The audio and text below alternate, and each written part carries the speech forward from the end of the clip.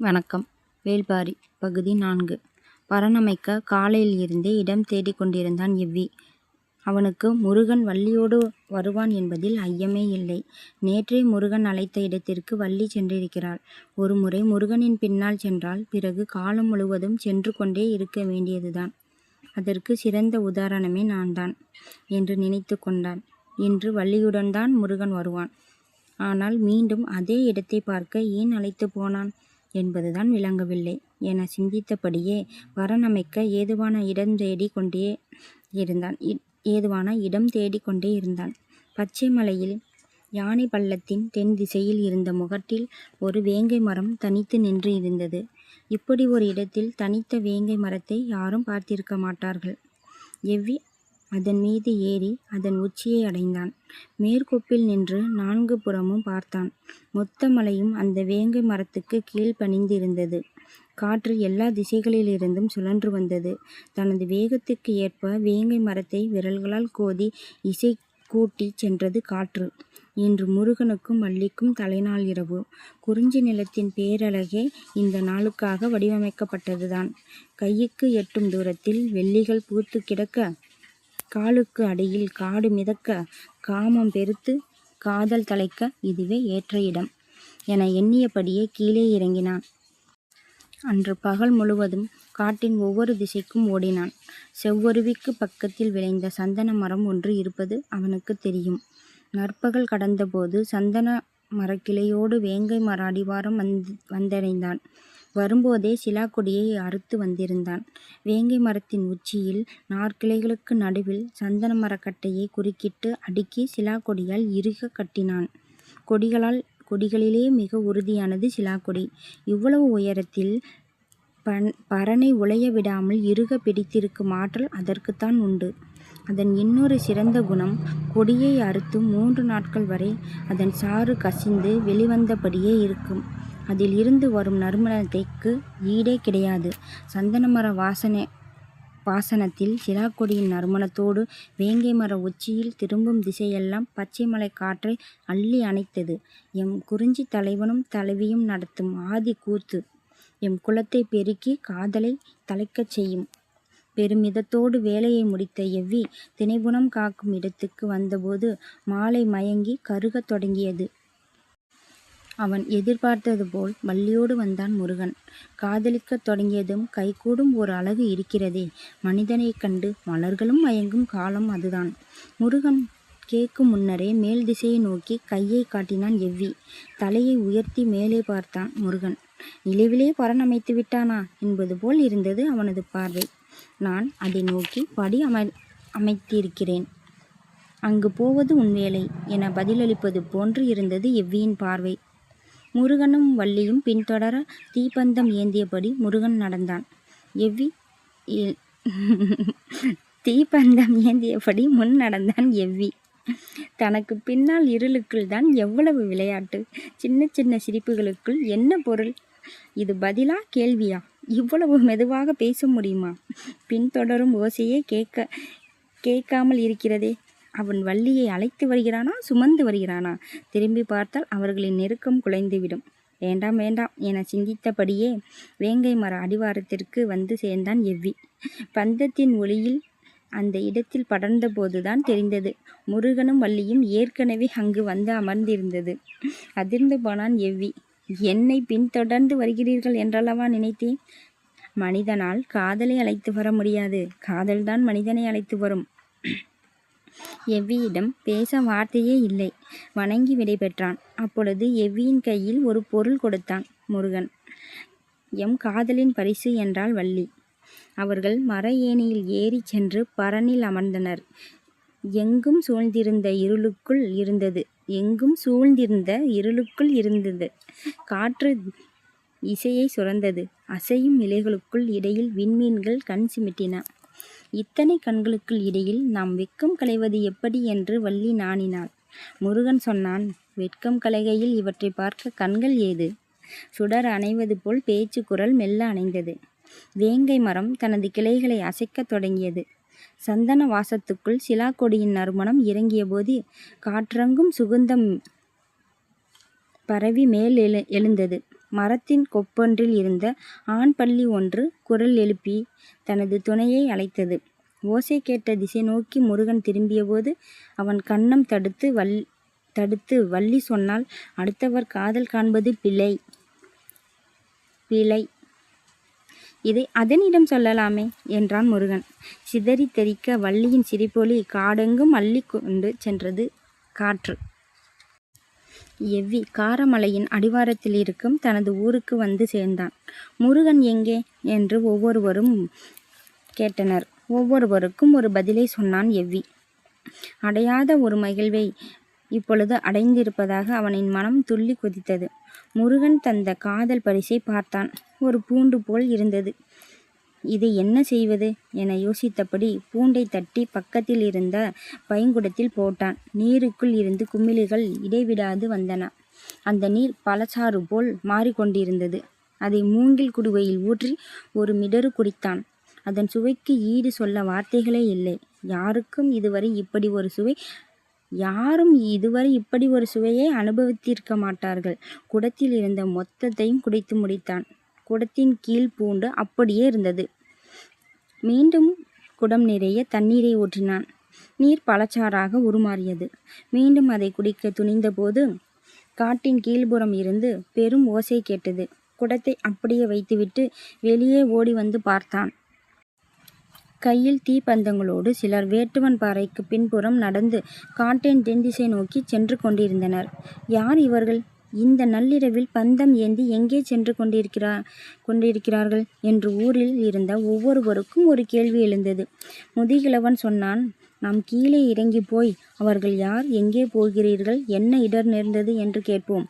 நம் மீது தாக்குதல் தொடுத்துவிட்டால் இது நம்மிடம் நம்மை ஒன்றும் செய்துவிட முடியாது. சரி என்று சிலர் மட்டும் புறப்பட்டு சென்று மற்றவர்கள் குடிலை காத்தபடி மேலேயே நின்றனர். முதுகிழவனும் எவ்வியும் முன்னால் நடக்க இளைஞர் சிலர் பின்தொடர்ந்தனர். மலை சரிவில் வேகமாக இறங்கினர். எங்கிருந்தோ வந்த வலுத்த காற்று அவர்கள் மீது மோதியது. எவ்விக்கு பரனை நோக்கி நினைவு சென்றது. இந்த காற்றுக்கு பரன் தாங்குமா என மனதுக்குள் சின்னதாக அச்சம் உருவானது. அவன் தென்திசை உச்சியை அண்ணாந்து பார்த்தான். மறுகணமே அடுத்த கேள்வி உருகொண்டது. ஒருவேளை வேங்கை மரம் உந்தி தள்ளியதில் இருந்துதான் இந்த காற்று உருவாகி இருக்குமோ? பெருங்கடல் நடுவே மிதக்கும் சிறு தெப்பம் போல் உச்சி காட்டின் உள்ளங்கையில் ஆடிக்கொண்டிருந்தது பரன். வெகு தூரத்தில் பெண் யானையின் பிளறல் கேட்டது. யானைகள் முயங்கி கூடுகின்றன. நிலவை பார்த்தபடி இருந்த வள்ளி சொன்னால், இன்னும் சிறிது நேரத்தில் இரவு பூக்கள் மலரத் தொடங்கும். எப்படி சொல்கிறாய்? மெல்லியதாக கேட்டது முருகனின் குரல். பூவில் மேல் இதழ் விலகத் தொடங்கி 3 நாளிகை முடியப் போகிறது. நாம் பரம் ஏறத் தொடங்கும் போதேவா? இல்லை, நீங்கள் ஆண் பள்ளியின் அழைப்பை கேட்டு திரும்பிய போது. நீ எந்த மலரை சொல்கிறாய்? மலரில் ஏது வேறுபாடு? எல்லா மலர்களும் ஒரே இனம், பெண்ணினம். இரவு மலர்கள் மலரத் தொடங்கின. திசையெங்கும் புதிய நறுமணம் படர்ந்தது. மூங்கில் அடர்ந்த கீழ் திசையிலிருந்து குழலிசை காற்று அள்ளி வந்தபோது அதனுடன் காதலின் உயிரோசையும் இணைந்தது. வேங்கை மரம் நிலை கொள்ளாமல் ஆடியது. தீப்பந்தம் ஏந்தி கடுங்குரலோடு சென்று கொண்டிருந்தவர்கள் வேடர் குலம். முதுகிழவன் மறித்து கேட்டான், எங்கே போகிறீர்கள்? முதுகிழவனின் கேள்விக்கு பெருங்குரலில் பதில் சொன்னான் ஒருவன். நாங்கள் கொடிக்குளத்தை சேர்ந்தவர்கள். பச்சை மலையின் ஈரடுக்கு கீழ் இருக்கிறோம். எங்களின் குலமகள் வள்ளியை காணவில்லை. நேற்று காலை குடில் விலகி தினைப்புனம் காக்கச் சென்றவள். ஆனால் அவள் பரனுக்கு போகவில்லை. எங்கே போனாள் என அவளின் தோழிகளுக்கும் தெரியவில்லை. அவர்களாக தேடி பார்த்துவிட்டு மாலையில்தான் எங்களிடம் வந்து சொன்னார்கள். அப்போது முதல் நாங்கள் தேடிக் கொண்டிருக்கிறோம். எங்கேயும் காணவில்லை. கீழ் திசைக்கு ஒரு குழு சென்று உள்ளது.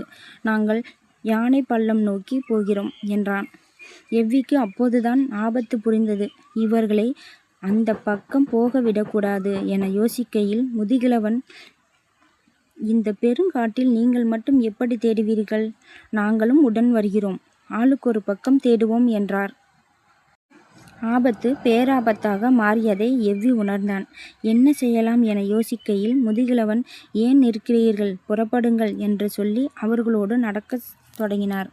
சற்று நில்லுங்கள், நான் மற்றவர்களை அழைத்து வருகிறேன் என்று சொல்லி எவ்வி அவர்களின் பதிலை எதிர்பார்க்காமல் குடிலை நோக்கி விரைந்து ஓடினான். சரி, இன்னும் கூடுதல் ஆட்களோடு சென்று தேடுவது நல்லதுதான் என யோசித்த அவர்கள் அவன் வரும் வரை பொறுத்திருக்க முடிவு செய்தனர். கொடிக்குளத்தை சார்ந்த ஒரு பெரியவர் மட்டும் சொன்னார், அடுத்த குல பெண்களுக்கு ஆபத்து என்றால் உங்களைப் போல உதவி செய்ய இன்னொருவர் இந்த காட்டில் இல்லை. முதுகிழவன் சற்றே பெருமிதத்தோடு தலையசைத்தான். அதே வேகத்தில் எவ்வி மலை மேலிருந்து இறங்கி வந்தான். அவனுக்கு பின்னால் ஒருவன் பைங்குடத்தை தலையில் வைத்து தூக்கி வந்தான். வேறு ஆட்கள் யாரும் வரவில்லை. என்ன, இவன் யாரையும் அழைக்காமல் பானையோடு ஒருவன் மட்டும் அழைத்து வருகிறான் என யோசிக்கையில் மற்றவர்கள் எல்லாம் ஆயுதங்களோடு வருகிறார்கள்.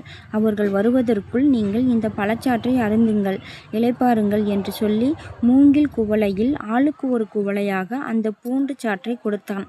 பழச்சாற்றில் சுவையாலும் அது தந்த எல்லையற்ற மயக்கத்தாலும் இதற்கு நிகர் இந்த உலகில் எதுவும் இல்லை என ஆளுக்கு ஆள் அதை புகழத் தொடங்கினர்.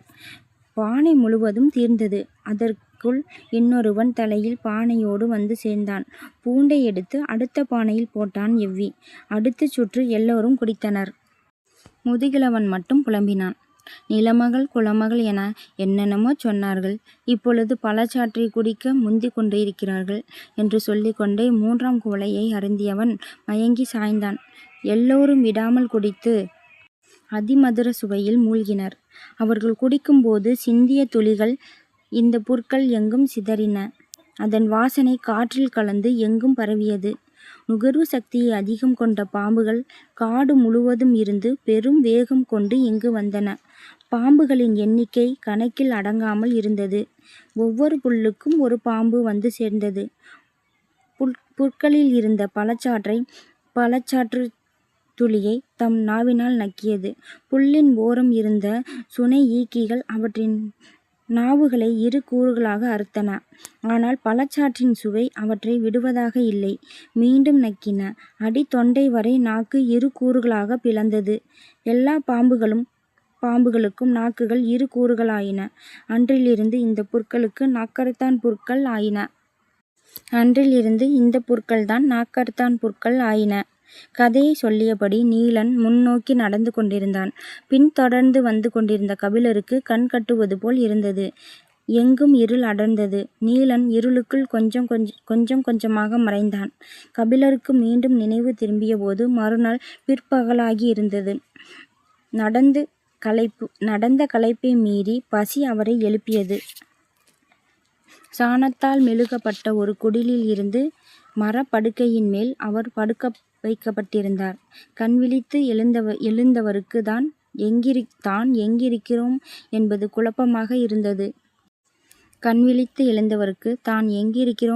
குழப்பமாக இருக்கிறது. இது எந்த இடம்? இங்கே எப்படி நான் வந்தேன் என்று கேள்விகள் எழுந்தபடி இருந்தன. அவரது வலது கையில் பச்சிலை கொண்டு கட்டு போடப்பட்டிருந்தது. வீட்டு திண்ணை ஓரம் சிறுவர்கள் விளையாடி கொண்டிருந்தனர். சிறு பறையொன்றை கோலால் அடித்து ஒலி எழுப்பியபடி குறுக்கும் நெடுக்குமாக ஓடிக்கொண்டிருந்தனர். நேற்று தள்ளாடி தடுமாறி வந்தது இவர்தானா என்று ஒரு சிறுவன் கபிலரை பார்த்து கேட்டுவிட்டு ஓடினான். நான் எப்போது தள்ளாடி வந்தேன் என யோசிக்கையில் சற்று குழப்பமாகவே இருந்தது. கபிலர் எழுந்துவிட்ட தகவல் கிடைத்ததும் நீலன் அந்த இடம் வந்து சேர்ந்தான். இது என்ன ஊர்? நான் எங்கே இருக்கிறேன்? நீங்கள் வரவேண்டிய இடத்திற்குத்தான் வந்திருக்கிறீர்கள். ஆனால் வந்தது தெரியாமல் வந்திருக்கிறீர்கள். புரியும்படியாக சொல் என்றார் கபிலர். உங்களின் வலது காலில் தசை பிறண்டு விட்டது. அந்த நிலையில் உங்களால் அதிக தொலைவு நடக்க முடியாது. நடக்க வலி கூடத்தான் செய்யும். பொழுது வேற மறைந்து கொண்டிருந்தது. இருட்டுவதற்குள் இந்த இடம் வந்து சேர வேண்டும். இடையில் நாகக்கிடங்கு வேறு. இந்த காட்டில் எத்தனை வகை பாம்புகள் இருக்கின்றனவோ அத்தனை வகையான பாம்புகளும் அங்கு உண்டு. நாங்கள் வெளியில் இருந்து வரும் யாவரையும் அந்த பக்கமாக அழைத்து வர மாட்டோம். ஆற்றை சுற்றித்தான் அழைத்து வருவோம். ஆனால் உங்களுக்கு அடிபட்டதால் ஆற்றை சுற்ற முடியாது என தெரிந்துவிட்டது. சரி, நாகக்கிடங்கின் வழியாக வேகமாக அழைத்துச் செல்லலாம் என்றால் நீங்கள் பனைமரத்தை கடப்பதற்குள் உட்கார்ந்து விட்டீர்கள். எனவே எனக்கு வேறு வழி தெரியவில்லை. உங்களுக்கு தனமயக்கி மூலிகையை கொடுத்தேன் என்றான். அது என்ன மூலிகை? நான் கேள்விப்பட்டதே இல்லையே என்றார் கபிலர். அது உங்களின் நினைவை மயக்கும். அதனால் நீங்கள் வழியை மறப்பீர்கள். அதே நேரத்தில் உங்களின் இயக்கத்தை நிறுத்தாது. அதனால்தான் உங்களின் தோலை தாங்கி பிடித்து என்னால் அழைத்து வர முடிந்தது. நீங்கள் தள்ளாடி தடுமாறி நடந்து வந்தீர்கள். கபிலர் வியப்பில் உறைந்து போனார். என்னை மயக்க வைத்து நடக்க வைத்தாயா? இது எப்படி கைகூடியது? கைகூடியதால்தான் நீங்கள் இங்கு வந்திருக்கிறீர்கள். வந்தது தெரியாமல். பெண் ஒருத்தி மண் கலயத்தில் கூழ் கொண்டு வந்து கொடுத்தாள். குடியுங்கள், நீங்கள் உணவருந்தி நாளாகப் போகிறது என்றான் நீலன். கூழ் முழுவதையும் குடித்த பிறகுதான் தெளிச்சி ஏற்பட்டது. அது என்ன பழசாறு? நேற்று ஒன்று சொன்னாயே, பெயர் மறந்து விட்டேன் என்றார் கபிலர். அது உங்களுக்கு நினைவு இருக்கிறதா என கேட்டான் நீலன். நன்றாக நினைவு இருக்கிறது. புல்லில் சிந்திய அந்த பழச்சாற்றை பாம்புகள் வந்து நக்கியதால் அவற்றின் நாக்குகள் இரு கூறுகளாகிவிட்டன என சொன்னது வரை நினைவு இருக்கிறது. அதன் பிறகுதான் கதையின் முக்கியமான பகுதியே இருக்கிறது என்றான் நீலன். எனக்கு முற்றிலும் நினைவில்லை. அதன் பிறகு முருகனும் வள்ளியும் என்ன ஆனார்கள்? என்னதான் நடந்தது? மொத்த கதையும் என்னால் திருப்பி சொல்ல முடியாது. பழச்சாற்றை குடித்தவர்கள் மயக்கம் தெளிய பல நாட்கள் ஆனதாம். அதிகம் குடித்தது எவ்விதான் எத்தனை நாட்கள் என்று தெரியவில்லை. மயக்கம் கலைந்து மரத்தடிக்கு போனான். வேங்கை மரத்தில் கட்டப்பட்டிருந்த சந்தன கட்டைகள் தலைத்து காற்றில் ஆடிக்கொண்டிருந்தன. அவற்றை பார்த்ததும் எவ்விக்கு புரிந்தது. புன்னகையோடு ஊர் திரும்பிவிட்டான். முருகன் எங்கே, ஏன் அழைத்து வரவில்லை என்று கேட்டதற்கு, காதலை மனிதனால் அழைத்து வர முடியாது, காதல்தான் மனிதனை அழைத்து வரும் என்று சொல்லிவிட்டு அந்த பூண்டு சாற்றை அருந்த போய்விட்டான். நீண்ட நாட்களுக்கு பிறகு காட்டுக்குள் சந்தன வேங்கை மரம் புதிதாக தலைத்திருப்பதாக சொன்னார்கள். அதன் பக்கத்திலேயே சிலா கொடியும் படர்ந்திருந்தது. எங்கும் சந்தன வேங்கை இருக்கிறதோ, எங்கு சந்தன வேங்கை இருக்கிறதோ அங்கு முருகனும் வள்ளியும் இருப்பதாக எங்கள் நம்பிக்கை. அதன் பிறகு அந்த பெரும் காட்டில் காதலின் அடையாளமாக சந்தன வேங்கை மாறியது. முருகனுக்கு பிறகு குலத்தலைவன் ஆனான் எவ்வி. கொடிக்குளம் வேடர் குலம் இணைந்தன.